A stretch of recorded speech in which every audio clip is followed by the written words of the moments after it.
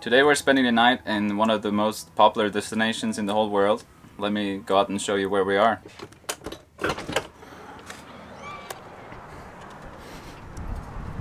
Oh yeah, we're staying at Walmart tonight. We left McGinnis Creek today because we had run out of our 14 days. And we left a little bit later than we wanted to, so we decided to take a night at Walmart instead of driving 4 hours. We're not the only campers here, so we feel pretty good about staying here. There's maybe 10 more campers sitting right next to us, so... How are you feeling about staying at Hotel Walmart? Pretty excited, I guess. Growing up, I've always seen trailers in parking lots, like at Walmart especially, and I never knew that they were spending the night, and now here I am, doing it myself, gonna sleep over at Walmart.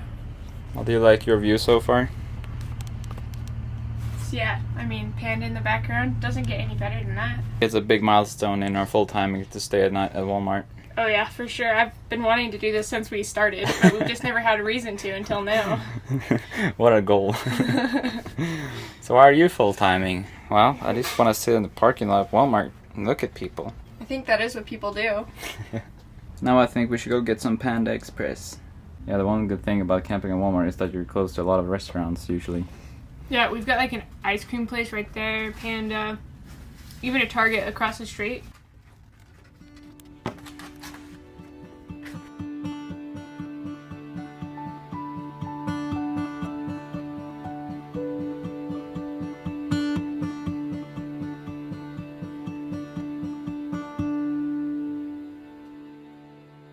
Well, we made it through the night. Got a couple of hours of sleep at least. And look at this one. How did you sleep? Great. I never sleep with earplugs in because they hurt my ears, but I finally just had to put in earplugs. Yeah, we're such wussies when it comes to sleeping. Yeah, we're not used to too much noise. I'm sure you can get used to generator noise at night, but it was loud. But that's okay. I kind of expected that out of this experience, so we're alright. I don't think it was too different compared to staying in the campground. Except that there are no quiet hours here, but like all the people driving around and the noises, and you hear people talking right outside your trailer. Oh yeah, that's true. It's like a crowded BLM area with no rules, pretty much. Yeah. It was like camping by the lake on July 4th. Yeah. Now we're just gonna go get some groceries, and then I think we're just gonna pack up and get out of here. We have a problem with our gray tank smelling because this fan takes all the bad smells out of our drains and right from our gray tank, and it smells terrible. And we bought this gray tank treatment, so we're gonna dump it down the drain and see if it helps. It might not. It might be useless. Woo! Oh, I think I used way too much. Yeah, I'm not sure you're supposed to use. 4 ounces. I don't know how much that is. You're supposed to be able to use it 8 times with that container. Well, we needed it up badly the first time. Yeah. Well, it smells like lemon in here. That's a better change. That's what we wanted. We've had problems with our black tank and gray tank sensors that they've just been showing full all the time. So we got this extra powerful sensor cleaner. We're going to see if that works too. But we're going to have to do it later because you're supposed to fill your tank up all the way with water before you put it in and then let it sit for 24 hours. So we'll have to do it when we're close to a dump station that we can use. We also have these regular tabs that we put in, like 1 or 2 every time.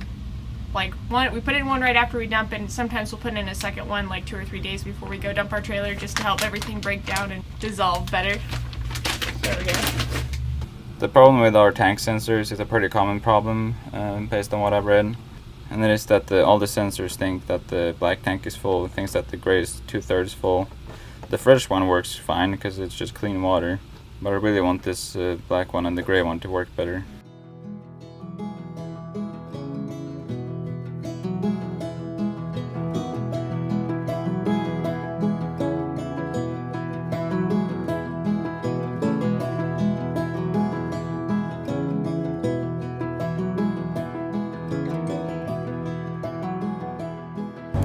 What happened? Wow, I figured there's just such a long line of us, and he was like really, really close behind me, wanted to pass me, and I was like, okay, pass me, but he went for all of it all at the same time.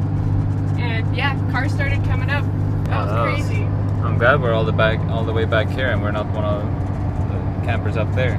I thought that he would have slowed down and got between the red car and the RV, but instead he just went for it, man.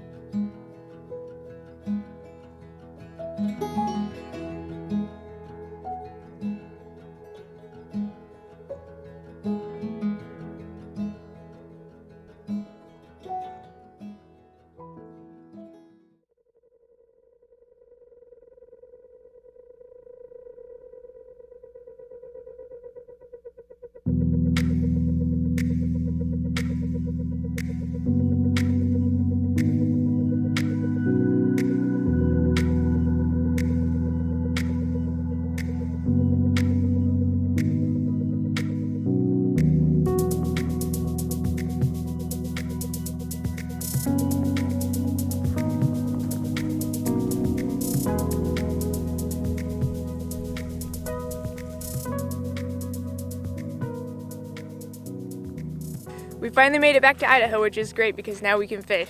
I'm super excited. We're camped here by Lake Pend Oreille, which is the biggest lake in Idaho. It's up in the Panhandle, which is the northern part of Idaho. We are camped on the west side of the lake in the Driftwood Yard, which is a place that they built to collect all the driftwood coming down from the Clark Fork River. There's not a ton of campsites here, and we're kind of just like parked on the side of this little pullout here. But it's actually a pretty nice place. We're surrounded by mountains and the water, and it's really beautiful. I like this spot a lot, actually.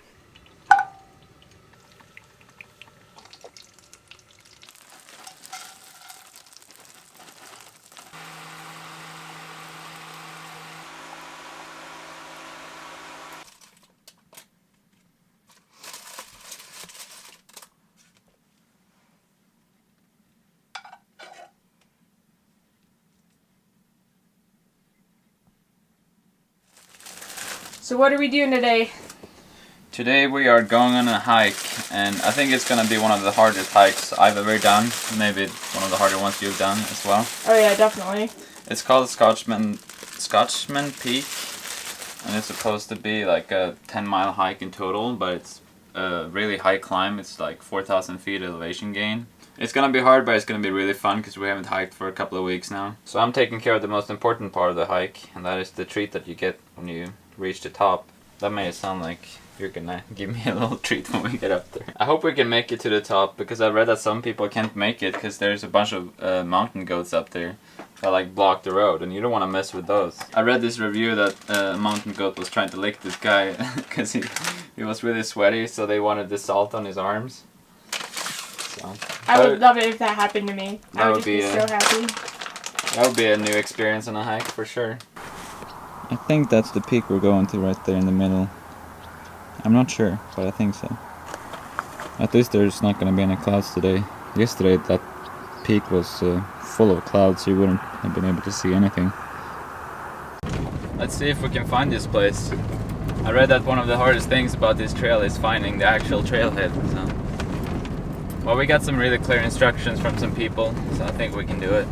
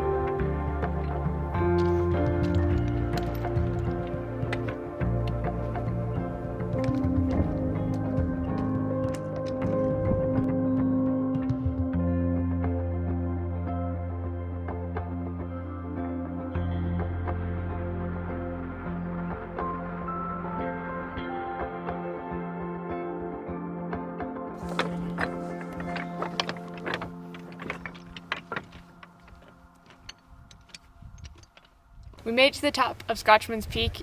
The hike is 10 kilometers, 5.6 miles one way, and it's basically just straight up. So if you don't like doing hiking uphill, then this is definitely not the hike for you. If you don't like hiking, you're not gonna like this. But it was really, it's a good hike. There's really great views the whole way. You get to see the lake, and we saw some mountain goats down there.